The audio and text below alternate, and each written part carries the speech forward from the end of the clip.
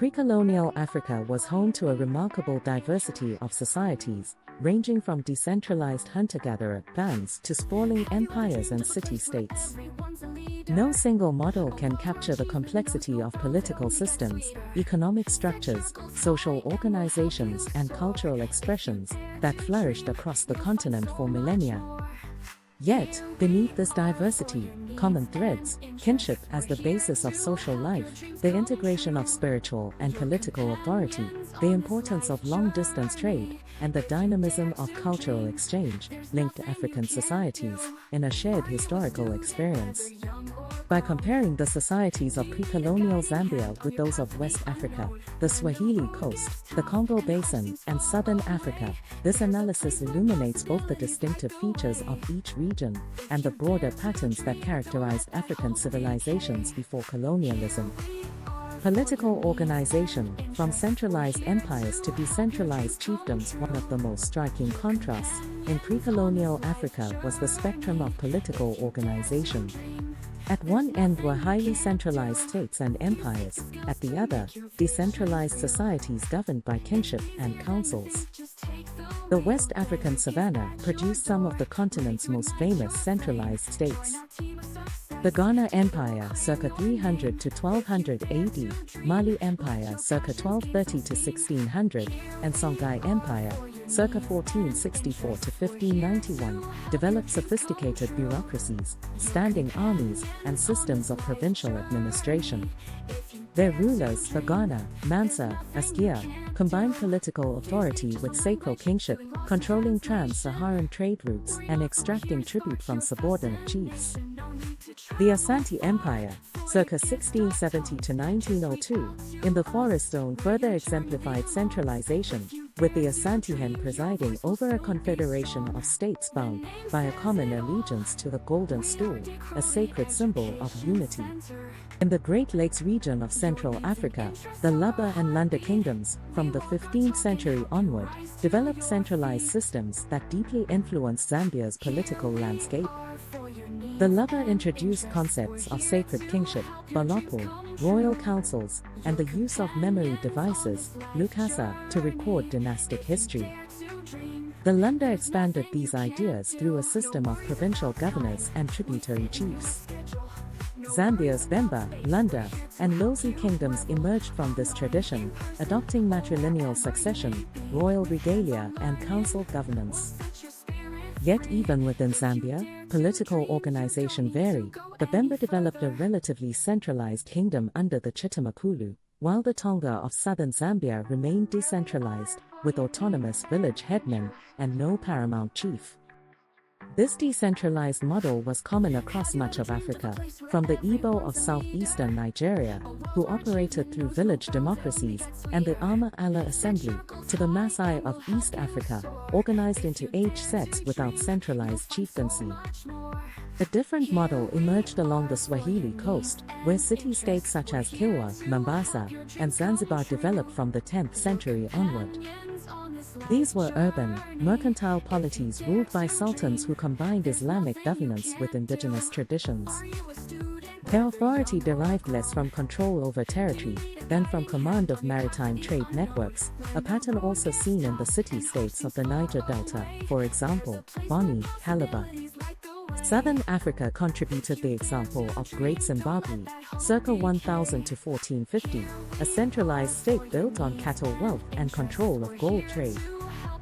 Stone-walled capital symbolized a political system that integrated elite authority with ritual power, influencing later Shona states such as the Rosby and Mutapa.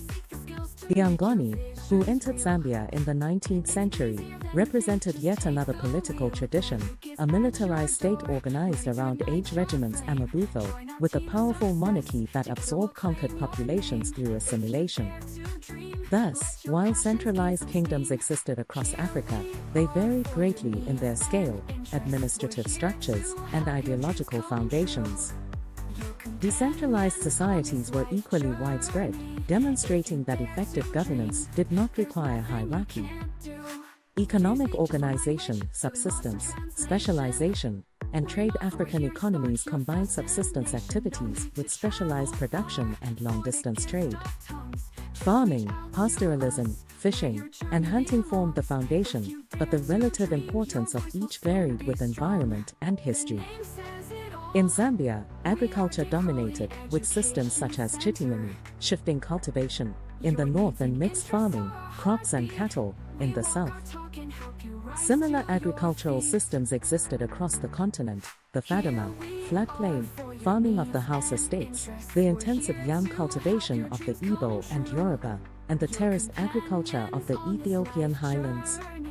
Pastoralism was dominant in the Sahel and East African savannas, where groups like the Fulani, Maasai, and Kerimojong developed specialized cattle cultures that shaped social organization and values. West Africa's savanna empires were built on control of trade, particularly gold, salt, and slaves. The trans-Saharan trade linked the Niger Valley to North Africa and the Mediterranean, creating wealthy merchant classes and financing state expansion. In the forest zone, the Asante Empire controlled gold fields and kola nut production, trading with European merchants on the coast. Zambia's trade was similarly transformative, though its commodities differed: copper, ivory, and later slaves connected the interior to the Indian Ocean and Atlantic worlds. The Lunda Kingdom of Kazembe grew wealthy as a trade entrepot, much like the Hausa city-states of Kano and Timbuktu. The Swahili coast represented a distinctive economic formation, a network of mercantile city-states that linked the African interior to the Indian Ocean. Their economy was based on intermediation, exporting ivory, gold, and slaves from the interior and importing cloth, beads, and porcelain from India, Persia, and China. This pattern of coastal interior exchange paralleled the relationship between Zambia's visa traders and the Swahili coast. Economic specialization also existed in non-state societies. The Igbo of southeastern Nigeria developed sophisticated regional markets, with some villages specializing in palm oil, others in ironworking or pottery, linked by a dense network of trade routes. In Zambia, the Bisa became specialist long-distance traders, while the Lunda of Kazembe specialized in copper and salt production. Specialization and trade were not exclusive to states, they flourished where the geography and resources enabled exchange. Social organization, kinship, lineage, and stratification across pre-colonial Africa. Kinship provided the basic framework for social organization, but its forms varied significantly. Matrilineal systems, descent traced through mothers, were common in Central Africa, including Zambia's Bemba, Lunda, and Chewa, as well as among the Akan of Ghana and the Yao of Malawi. Patrilineal systems dominated in West Africa, the Horn of Africa, and much of Southern Africa, including Zambia's Tonga and Lozi. These systems shaped residence patterns, inheritance, and political succession. Social stratification also varied. In centralized states, hierarchies were often elaborate. The Asante had a complex social pyramid from the Asantehene down to commoners, with a noble class of Bayampon, and a distinct category of royal slaves. The Laba and Lunda developed royal clans, entitled officials whose status derived from their relationship to the king. In Zambia's Bemba kingdom, the Chitamakulu was at the apex, followed by senior chiefs, Pegabilo, and commoners, with slaves constituting a lower stratum. However, social mobility was often possible through achievement in trade, warfare, or ritual. In decentralized societies, stratification was less pronounced. Among the Igbo, society was organized into village republics with title societies, Ozo, that conferred prestige but not hereditary rule. The Tonga of Zambia had no hereditary aristocracy, status derived from age, wisdom, and cattle ownership, with decisions made by village councils. This more egalitarian pattern was widespread among hunter-gatherers, for example, San of Southern Africa, Batwa of Central Africa, and many pastoralist groups, for example, Maasai, where wealth and cattle created inequality, but not institutionalized hierarchy. Slavery existed across pre-colonial Africa but varied in scale and form. In West Africa, slavery was integral to the trans-Saharan and Atlantic trades, with large numbers of enslaved people used in agriculture, mining, and domestic service. In Zambia, slavery was present but less pervasive. Slaves were often acquired through raids and used as laborers or integrated into kinship networks. The impact of the slave trade was uneven, with some regions, for example, eastern Zambia, the Luapula Valley, experiencing significant disruption, while others, for example, southern Zambia, were less affected. Cultural and religious systems, exchange and syncretism, religion and culture, in pre-colonial Africa were dynamic, shaped by internal developments and external interactions. Ancestral veneration was nearly universal, reflecting the centrality of lineage and continuity. Belief in a supreme creator, often distant and approached through intermediaries, was common, from Nyame among the Akan to Leza or Malanu among Zambian peoples. The spread of Islam from the 8th century introduced profound cultural transformations. West African empires embraced Islam as a complement to indigenous traditions, creating syncretic systems where Islamic law, Sharia, coexisted with customary law.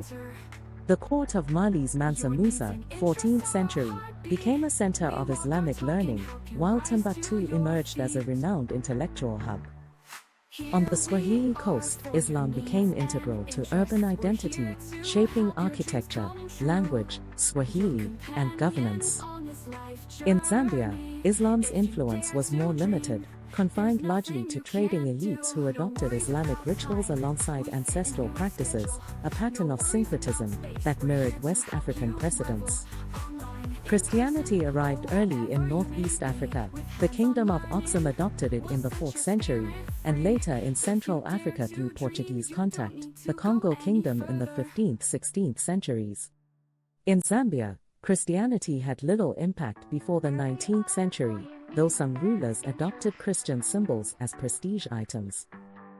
The comparative picture shows that while external religions spread, they were almost always adapted to local contexts, resulting in distinctive African expressions. Artistic and intellectual traditions also reflected regional distinctiveness. West Africa produced extraordinary traditions of bronze casting, benini, ife, terracotta sculpture, nok, and woven textiles, kente. The Swahili coast developed a literate Islamic culture with its own poetic traditions.